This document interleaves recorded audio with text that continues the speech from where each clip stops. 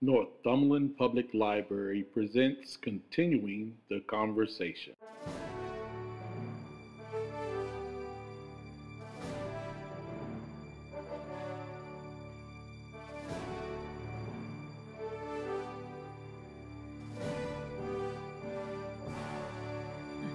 We are here today to talk with Reverend Gayl Fowler about her book, but also about a number of other things that we've been wanting to ask. So today was an opportunity for us to come and talk with her. So I'm gonna ask the questions, but we're gonna put the camera on Reverend Fowler so that we can take it away. Your book, which is called Written in Our Hearts, African Americans of Northumberland County, Virginia, is really what prompted me to see if you might be willing to come or let us come to you and talk with you about it. So can you tell us a little bit about the book and the research that you did to write the book? I've been collecting information for many years as I've lived down here, and very aware that people in the county had just not been taught their own history and have hardly heard any of it.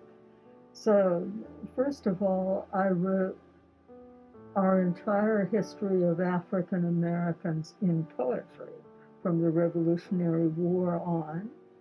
Then I started looking at a few people who had achieved at the national and international level from this county. And I wound up turning up more than 30 people. So there's a photo gallery in the middle of the book. And then I have a discussion section to help people think about how what happened in other areas of the county, the country, and other counties nearby impacts people here too. I was one of the plaintiffs for the redistricting court suit in Lancaster County, and those things really influenced people here. We had folks from Lancaster who were in 16th Street Baptist Church when it was bombed and the 4 girls were killed. So you can't separate African American history in this county from anywhere else. But my feeling is that if people have a chance to hear about folk that they knew locally, it is so inspiring and so healing, because everyday folk in this county, every time they go to the grocery store or the post office, they encounter insults and put-downs just from the lifestyle here. And then there's another section in the back which has all kinds of useful information, like a list of all the books African Americans have written, and what I could hopefully find out about who was the first to do this and that in the county. In any tour that you can take virtually, or a driving tour of the historical sites in the county. And several of the games that I've made up are in there. There is a good deal of information in there that is not just Northumberland, but it really taps our African roots and looks at the African heritage that is here, though people don't always realize that what they've always done here actually came from Africa. So that's kind of a nutshell. The book has lots of, I started writing some poetry, and it just kept rolling till the whole shebang from the revolution to the present day was in poetry.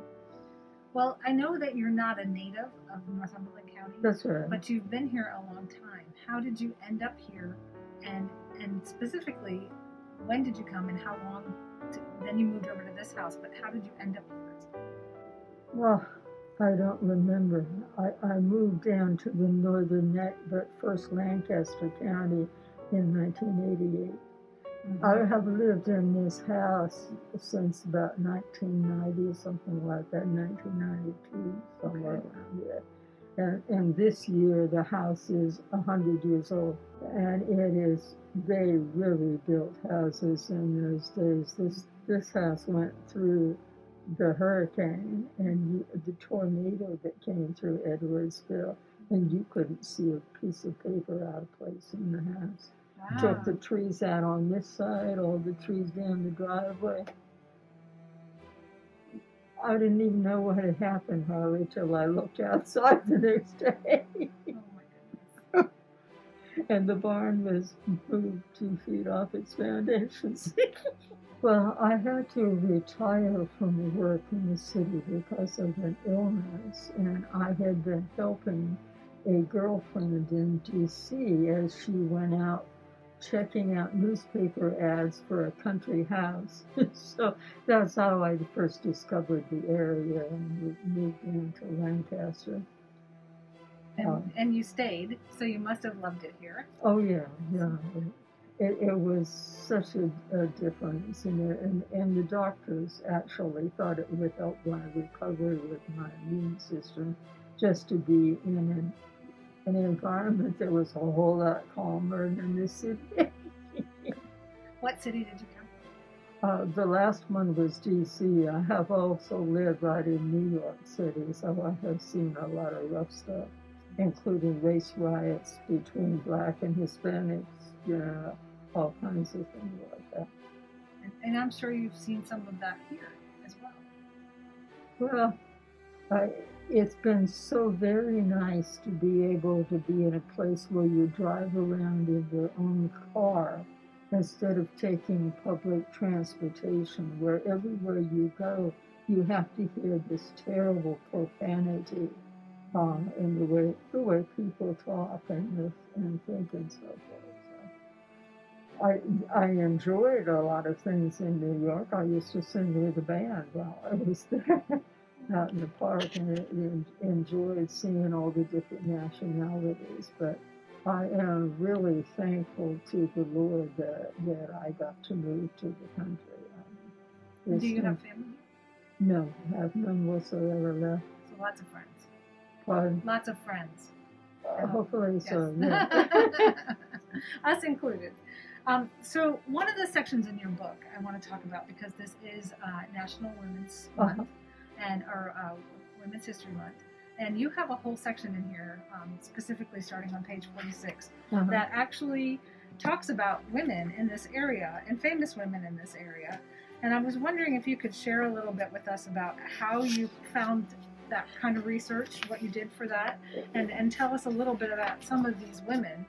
And if you had a chance to meet them. And if you will notice, almost all of them in that list are still living. Mm-hmm. That tells you something about our history, because until recently, husbands or male pastors were given the credit for anything and everything that was done. So it is very difficult to find earlier history on the women of this area. Of those in the book, I think Louise Rowan is the only one who's not living any longer. Well, her and Leontine Kelly. Here, this is the game that I made out of this section. There are the names, and I'll show you just one example. You're new to this area, but for people who grew up here, this game will be much easier. You get to read the riddle and see if you can figure out which name it belongs to for 100 points. For 100 points. First woman bishop of African descent to California she went. Well, I would have no idea because I'm not from here. There was actually one person on your list in the book, Trinity B., that I do know, and I've had a chance to interview, and she was the only one I knew out of the whole list. So I would need your help. Leontine Kelly was actually world famous as the first Black female bishop elected in a majority white denomination. Which was?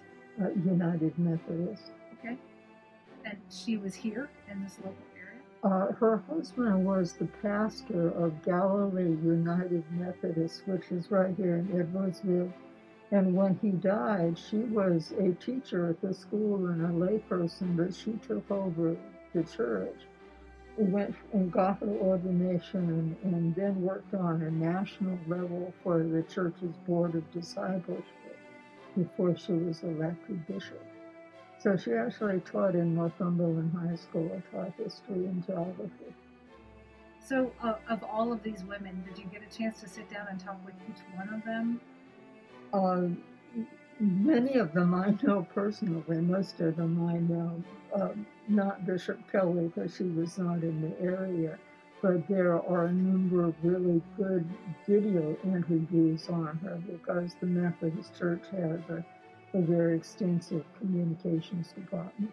Can you tell us a little bit about some of the other women? One thing people may not know is that Daisy Douglas, who lives up in Westmoreland County and is famous for her portrayal of Buffalo woman soldier, and most recently, and also a history reading group up there.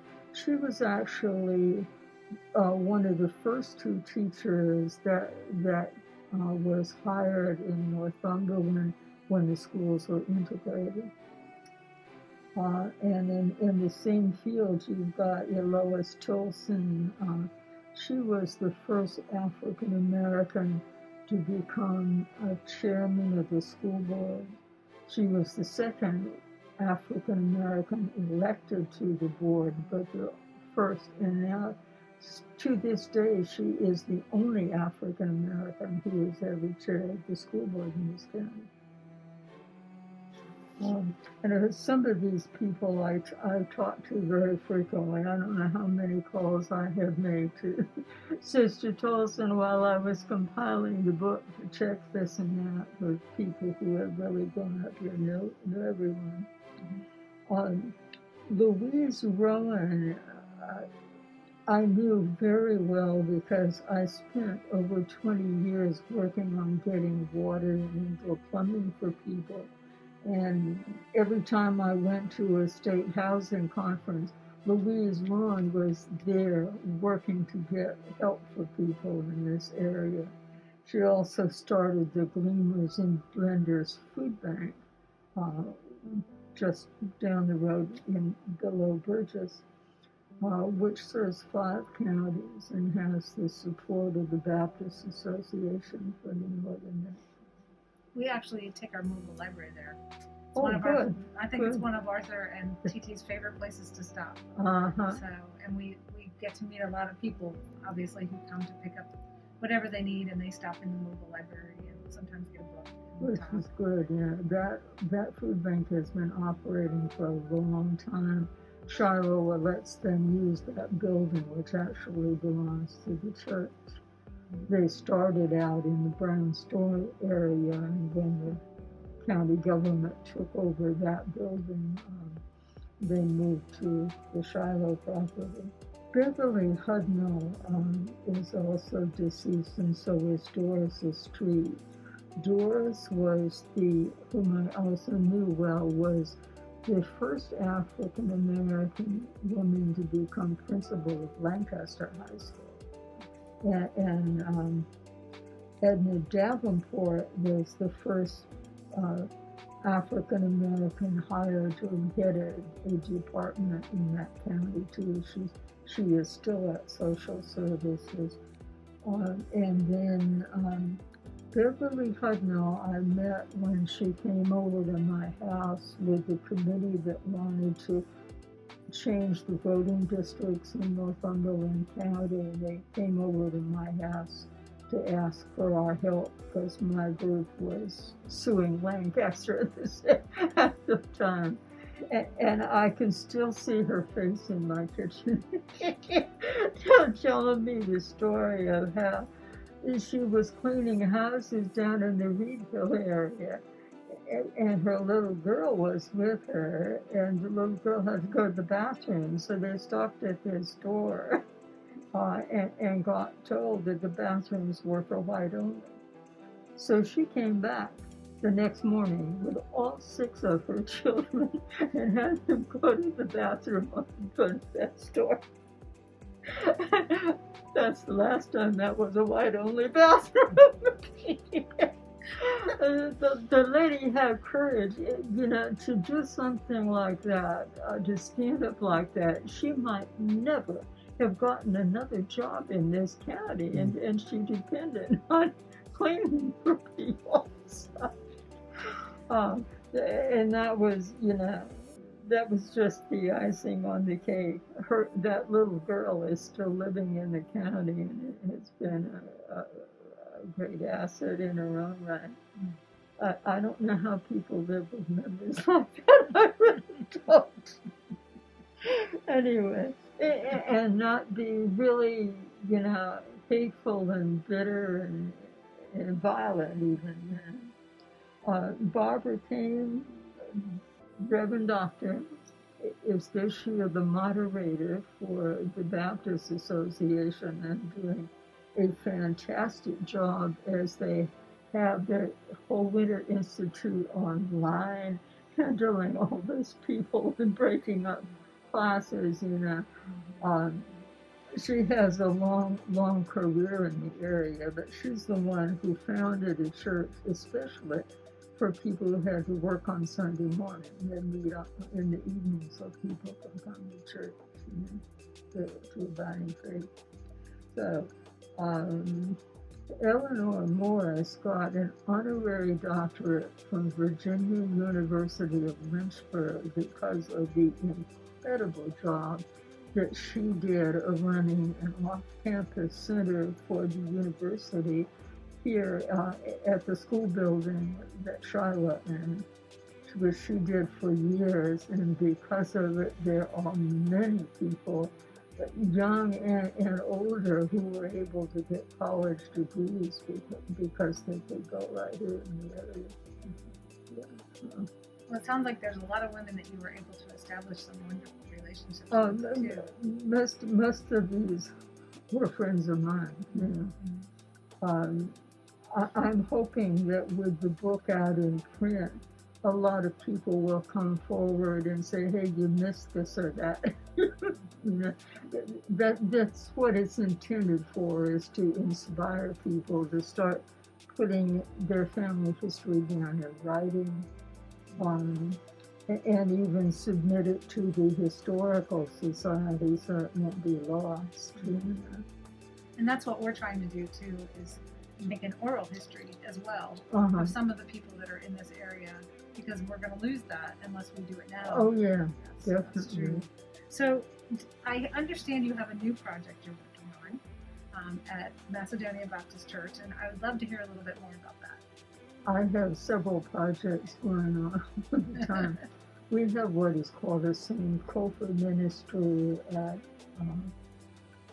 Macedonia, where for all kinds of different things, the pastor may ask us to do some historical background, and research the cemetery and people in it, whatever. And he's conducted several tours of the history of the county.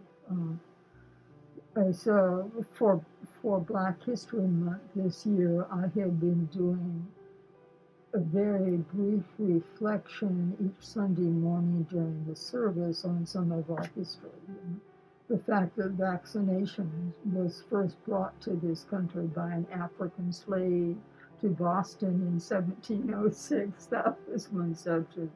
We had another time where we looked at Africans in the Bible, a time where we looked at Lindsay Payne's descriptions of what prayer meeting was like during the days of slavery. His conversion to become a minister is really an incredible story.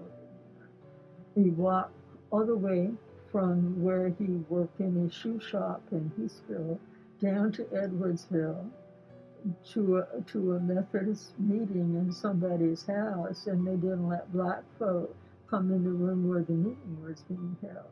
So he listened from the next room and was converted to Christianity.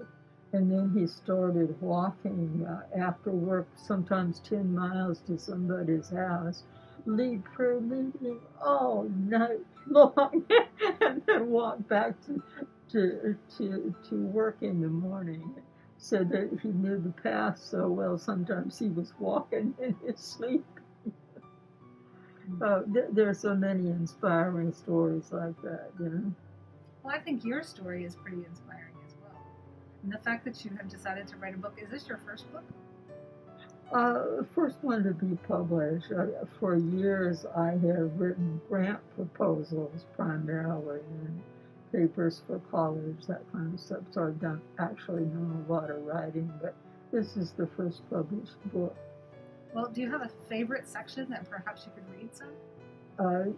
There's not a favorite section, but I thought maybe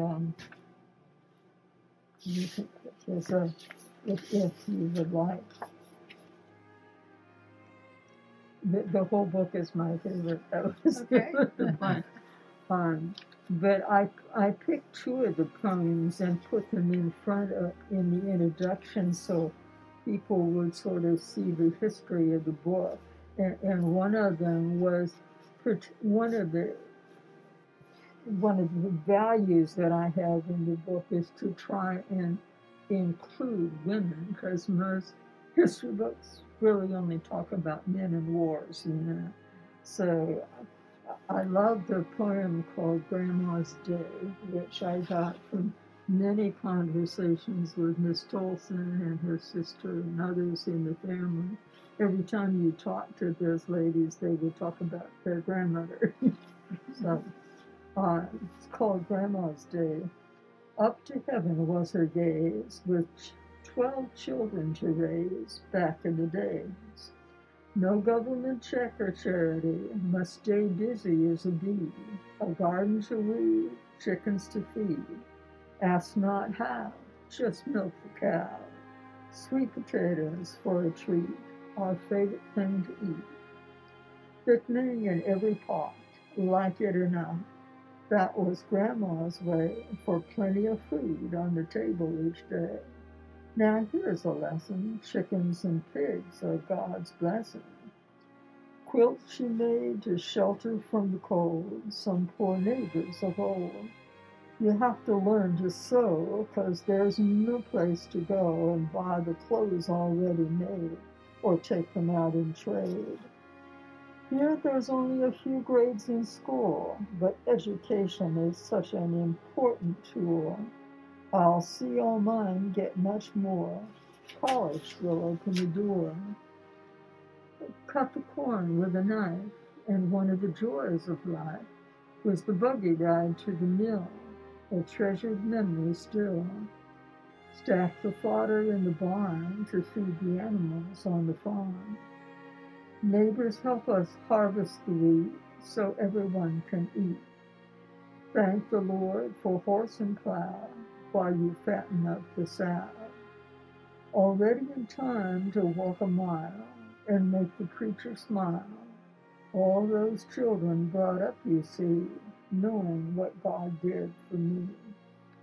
And her name was Gayl Fowler Walker. The other poem is the one that I wrote on African descent. And I suppose if there's something that's especially meaningful to me, it's all the information in here on our African heritage, because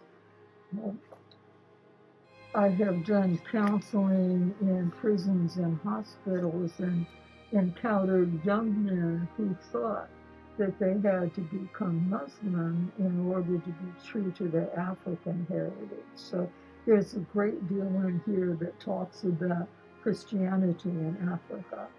The oldest Christian church in the world is in Africa, and it's still in existence. That's the Coptic Orthodox Church in Egypt. And for the first 500 years, before Muhammad was even born, there were Christian churches all across North Africa. Hundreds of bishops who met together. We have records of that. There is a lot of history like that, and that's just the beginning of where it goes. My favorite quote course at Howard, when I went for my Master of Divinity, was taught by an African priest on the independent churches that Africans themselves had established that weren't brought there by missionaries. And it was so fascinating. That is one reason why I had to include Mother Harris in a poem for her in here. Because when I went to Mother Harris's house church, you would think you were right at House of Prayer in Nigeria. Complete with everybody dressed in white and holy water and everybody down on their knees for the evening prayer, So I'm sure you have so many other stories. I wish we had hours and hours of time that we could sit and listen. But if there's one that you could share with us now that you wanted to make sure that we heard before we left, what would that be? You're talking about one of the stories from the book? It doesn't have to be. Oh, that's a hard thing because I have been through a lot of experiences. My home church is actually in Harlem, which I haven't seen, of course, for more than 30 years since I moved down here. But now that we have all this internet stuff and we're staying home, I decided to ask the cell phone to call up my old church in Harlem, which is Convent Avenue Baptist. And so every week it automatically brings up the service from Convent. And the other evening I saw the Sunday school session came up. And so I went to Sunday school that evening in Harlem. And on the screen came up the name of the young lady who was conducting the Sunday school with a name like Rakithlia. That had to be a little girl that I knew, and she was only 9 or 10 years old, And so I sent an email up to the church and got a response back, and after all these years, she remembered me. That was wonderful. Then somebody told me that the new acting head of the U.S. Department of Labor actually grew up near Calia. So I sent an email up to him to ask him to confirm whether he grew up here. And then his name is Al Stewart. So I also then sent him an email saying that I knew Sister Stewart, who lived across from St. Paul Holy Church. And I got an email back saying that was his mother. Yeah, so I don't know. There are lots of nice stories like that. Yeah. It's a very small world, isn't it? Uh-huh. So, the connectivity that you have with all the people that you've heard stories from and all the stories you have yourself, you could write a whole other book. Well, I spent 50 years doing services for nursing homes and hospital facilities, 2 to 4 of them a month. So there were a lot of experiences with that. Is there another book in your future? Pardon? Is there another book in your future? Well, I have lots of material that's written. After I got out of the hospital myself, I wrote a whole devotional book for CNAs because I really appreciated what they were doing and not getting much thanks for it, much respect in any institution where they were working so hard, 12-hour shifts a day. And then I may put some stuff up on our website. I have written lots of devotional work, like a week of prayer for women in the county. And what website is that? Oh, our church has a website. Yeah. Okay, so the Macedonia Baptist Church Right, website. yeah, which they are handling the book, yeah. I was just going to ask you, where can we purchase your book if somebody wants to purchase your book? They can go online to macedoniaheathfield.com. Okay. And the church office handles all of it. Okay. I should tell you, too, you must get this one. There are 2 books published since mine came out, so this is not on the list in the book. But Dr. Walker has done a marvelous job of talking about people who lived in this county who were neighbors of his father. My favorite course when I was teaching for Virginia University of Lynchburg here was the course on Christianity in Africa. That was my favorite. Do you have a favorite book? One of them is right beside you. That's the African Heritage Bible that was edited by Dr. King Hope Felder. He was one of the country's foremost New Testament scholars, and I had the privilege of studying under him and volunteering with him to work on the journal when I was at Howard. And, well, thank you so much for your time. We really appreciate you, and we appreciate the chance to come and talk with you. Thank you for coming I hope down. we'll get to again. You get a souvenir, like everybody else.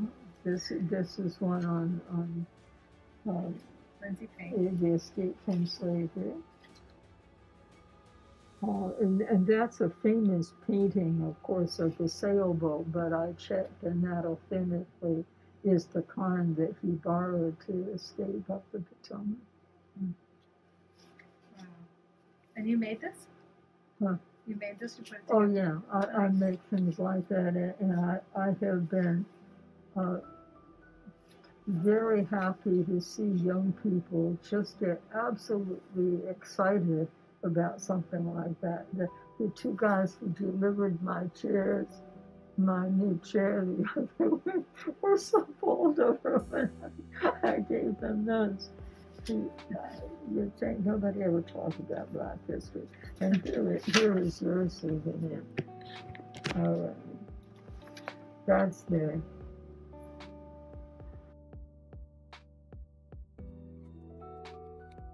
That shows you the numbers. 16 men we know by name who fought in the Revolutionary War. The same number who sailed for the Union Navy during the Civil War. 358 who escaped to the British in the War of 1812. And you have that list in your book, so that people can look at that as well. Yeah, probably. I don't think it's all in one place like that little souvenir. Well, these were the men of color from Northumberland who served in World War I. Yes. There were 212 men drafted for World War I. That is one of the projects I hope to do. William Page was lynched in 1917 after he had volunteered for World War I service, and in 2 weeks he would have started his basic training at Camp Lee when they had lynched him. So I would love to see him get the honor that we give to veterans. That's just one thing to work on. That's right. That's right. Sounds like you have a lot of projects. There are at least 6 others too. And the research that we have done here on the early ministers, the first ones after the Civil War who came forward and started churches, built the buildings, organized everything.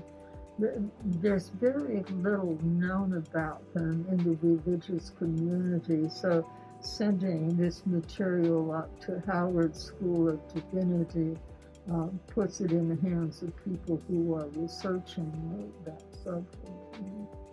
Which is good, so that they can further their research and have it here. Because there's not very much information out there. Right. And we appreciate the fact that you've done so much research for Northumberland County, something that we can have in the library. I had to put a book because this stuff kept growing and piling up in my house. Well, thank you very much. Thanks for coming over. Absolutely. You're welcome anytime. Yeah.